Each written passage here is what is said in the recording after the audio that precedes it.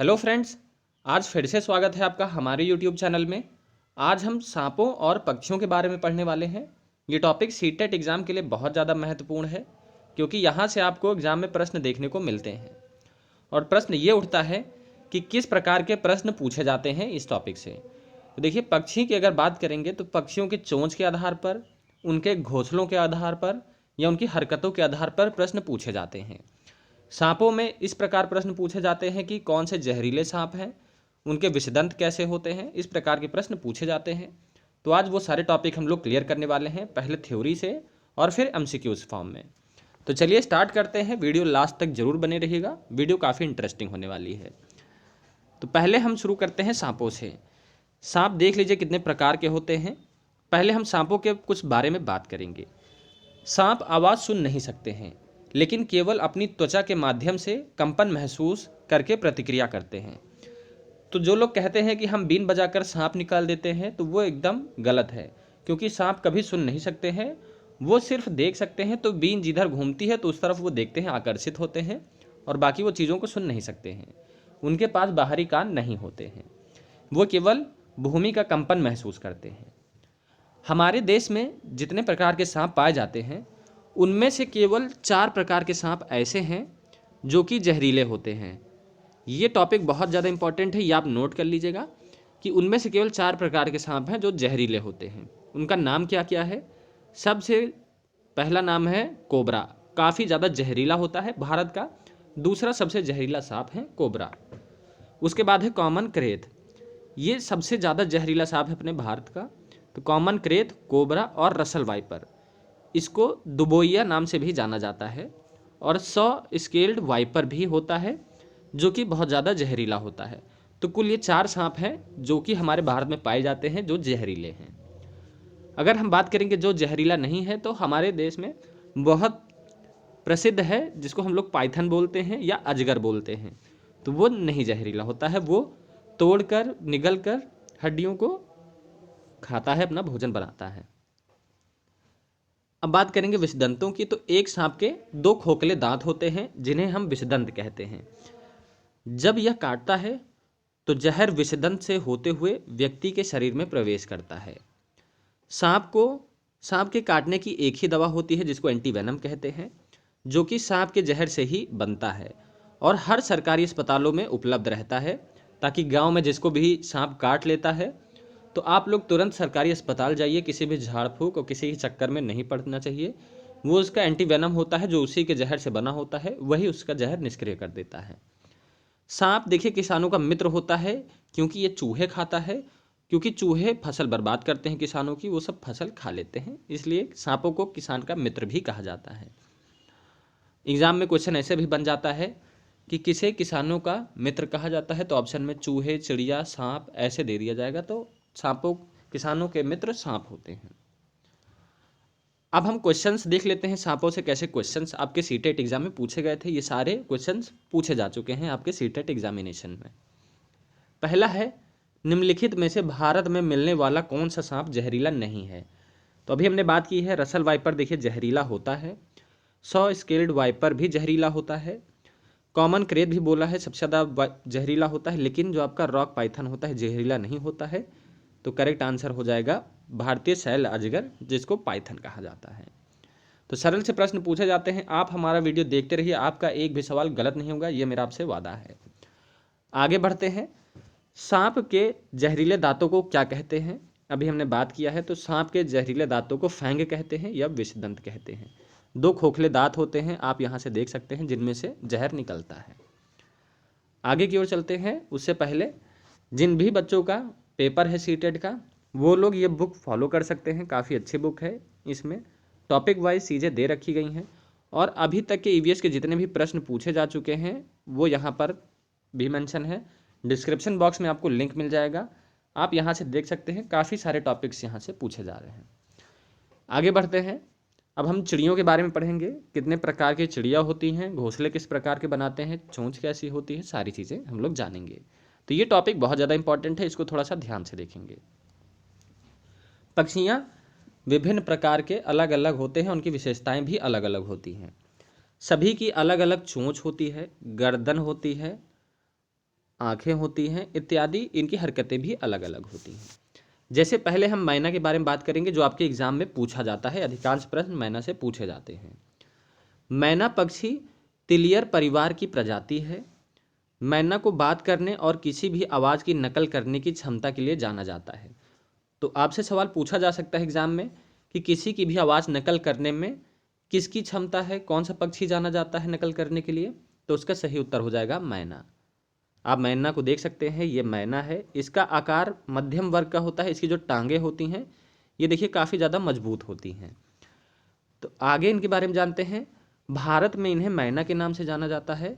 मैना मध्यम कद की होती हैं, उनके पैर मजबूत होते हैं, वे झटके से अपना सिर पीछे की ओर ले जा सकते हैं। तो ये बहुत इंपॉर्टेंट पॉइंट है जो एग्जाम में यहाँ से सवाल पूछा जाता है। मैना अफ्रीका, भारत और दक्षिण पूर्व एशिया में पाई जाती हैं। अब हम बात करेंगे उल्लू के बारे में। आप उल्लू देख सकते हैं, उल्लू के बारे में बात करेंगे। तो उल्लू एक निशाचर पक्षी है। निशाचर कौन सा होता है पक्षी? जो दिन में सोता है और रात में शिकार करता है, रात में जगता है। उल्लू मांसाहारी होते हैं। वे मूषक, छोटे और मध्यम आकार के स्तनधारियों, कीड़े, मछली और अन्य पक्षियों को खाते हैं। तो इनको शिकारी पक्षी भी कहा जाता है। जो इम्पोर्टेंट पॉइंट है एग्जाम पॉइंट ऑफ व्यू से, वो है कि 270 डिग्री तक ये अपना सर घुमा सकते हैं, यानी ये काफ़ी हद तक अपनी गर्दन को पीछे तक घुमा सकते हैं। तो ये उल्लू की एक विशेषता है जिससे सवाल पूछा जाता है एग्जाम में। इनमें सीटेट में पूछे भी गए हैं इनमें से प्रश्न, वो भी हम डिस्कस करने वाले हैं। अब हम बात करते हैं देखिए कौवे की, और यहाँ पर आप देखिए कि कोयल की। तो इन दोनों का देखिए सेम है, लगभग इनके बच्चे सेम तरह दिखते हैं। तो इसलिए ये अपना जो है बच्चा इनसे पलवाता है, ये अपना घोंसला खुद नहीं बनाते हैं। और ये भी कन्फ्यूज रहता है क्योंकि कोयल के जो बच्चे होते हैं एकदम कौवे के बच्चे की तरह दिखते हैं, तो वो पालन पोषण इन्हीं की तरह करता है। अब आगे हम कौवे की बात करते हैं। ये आम पक्षी हैं, इनका रंग काला भूरा होता है। वे अपने सर झुकाते हैं खाना खाने के लिए, कुछ भी करने के लिए।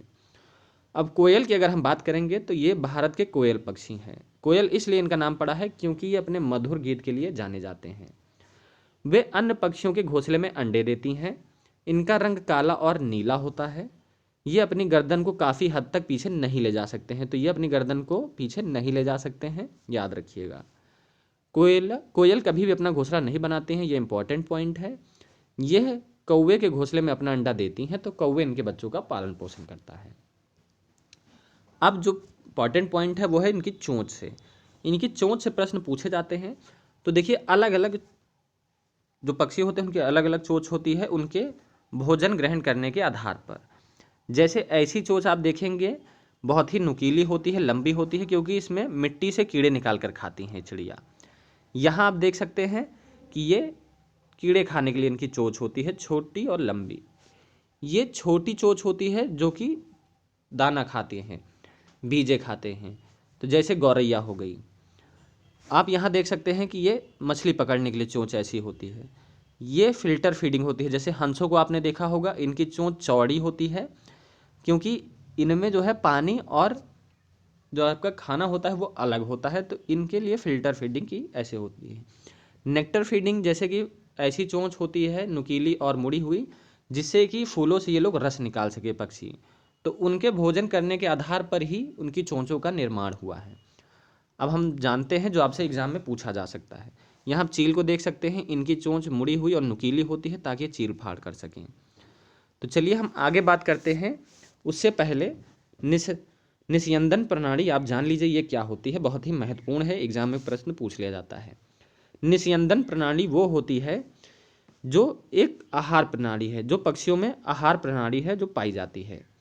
यह प्रणाली मुख्य रूप से चोंच पर मौजूद होती है। यह खाद्य सामग्री को छानकर पानी से अलग करने में मदद करती है। तो जो ये प्रणाली होती है ये उन्हीं पक्षियों में पाई जाती है जो कि किस पर निर्भर करते हैं, निकायों पर निर्भर करते हैं, यानी कि जल निकायों पर निर्भर करते हैं। उन्हीं में निस्यंदन प्रणाली पाई जाती है क्योंकि इनको पानी और जो इनके जल निकायों होते हैं उनको छानने में मदद करती है ताकि खाना और अपना पानी अलग कर सके। इसलिए निस्यंदन प्रणाली होती है, इनकी चोंच में पाई जाती है।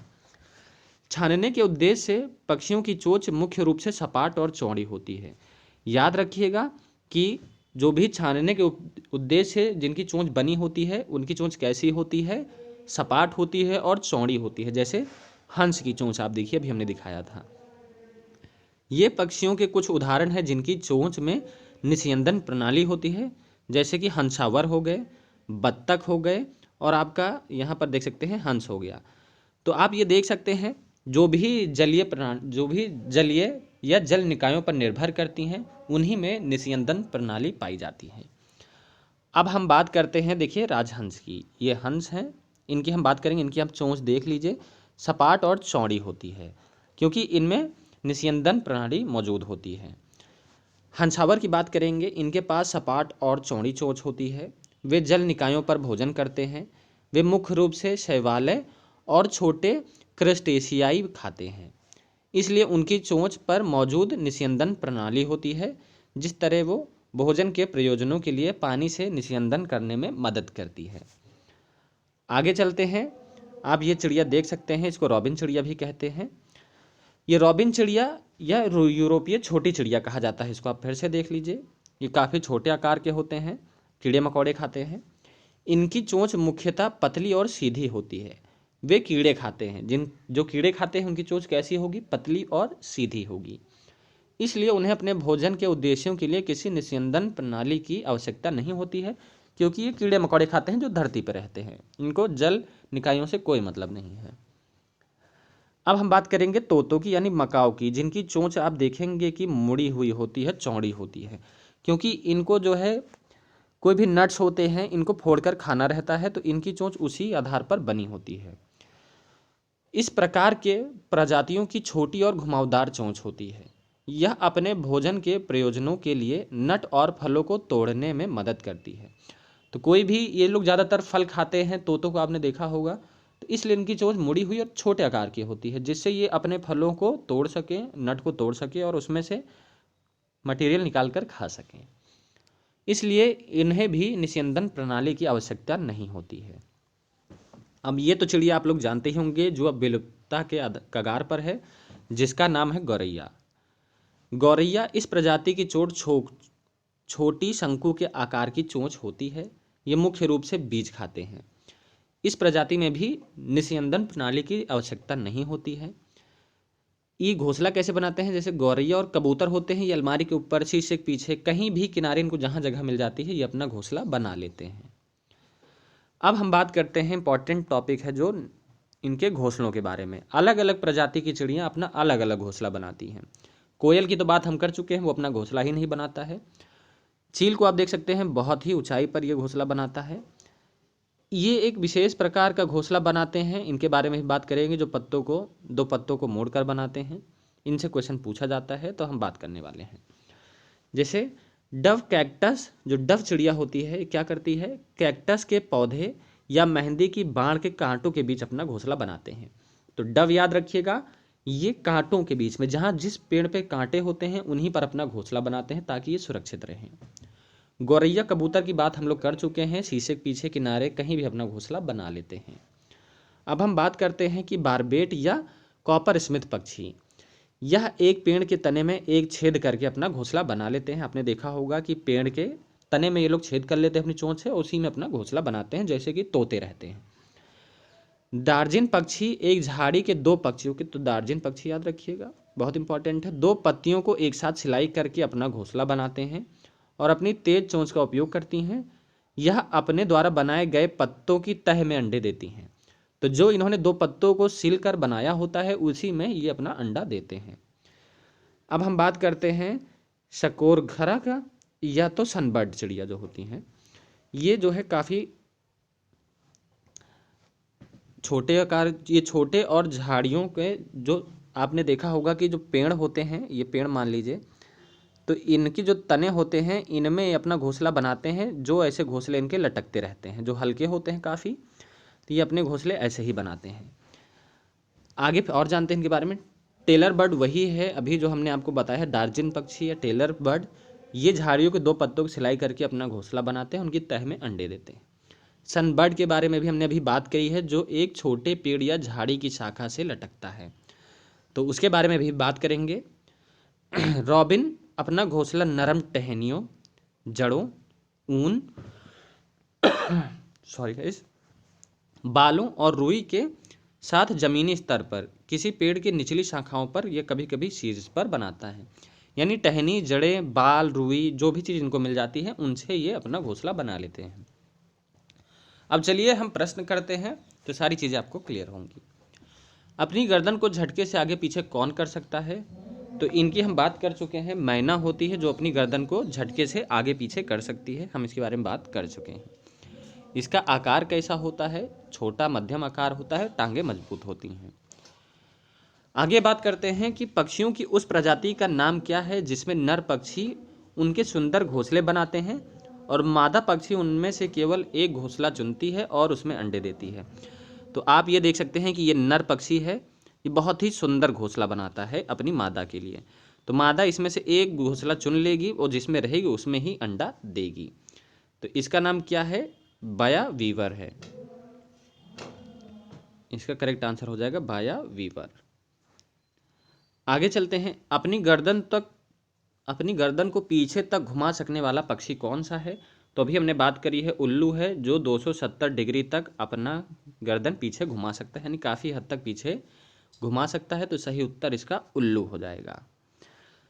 आगे बढ़ते हैं। निम्न में से किन पक्षियों की चोंच में निस्यंदन तंत्र होता है? तो अभी हमने निस्यंदन तंत्र की बात करी है। फ्लेमिंगोज होते हैं जिन्हें हंसावर कहा जाता है, इनमें ही देखिए निस्यंदन तंत्र पाया जाता है क्योंकि ये जल निकायों पर निर्भर करती हैं।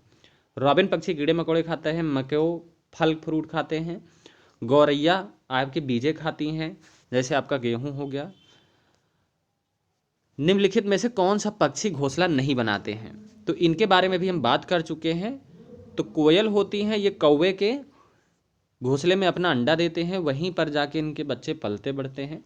तो कोयल अपना घोंसला नहीं बनाते हैं। तो दोस्तों ये कुछ हमारे प्रश्न थे। उम्मीद करता हूँ आपको सेशन अच्छा लगा होगा, तो कमेंट सेक्शन में ज़रूर बताइएगा ताकि हमें मोटिवेशन मिलता रहे और हम ऐसे ही वीडियोज़ आप तक लाते रहें। तो शुक्रिया दोस्तों, मिलते हैं अपनी हम नेक्स्ट वीडियो में।